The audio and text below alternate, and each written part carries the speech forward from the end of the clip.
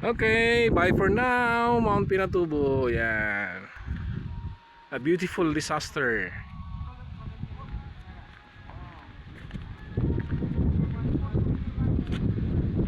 There.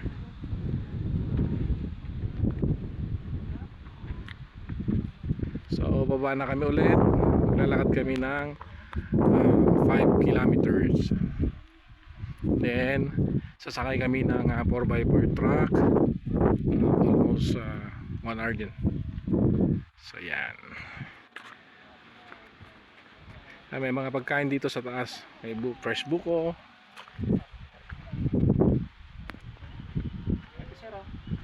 Yan, may bentang souvenir pa si Kuya.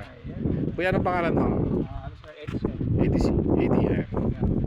Ito sa Mount Piatubo. Ito dati Mount Piatubo.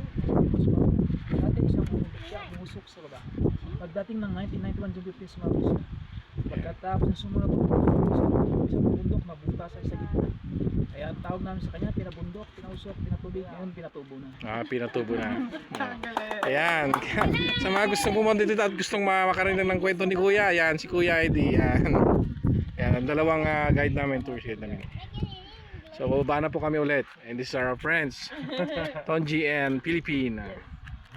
Made in Philippine daw. Okay. Bye for now, Mount Pinatubo.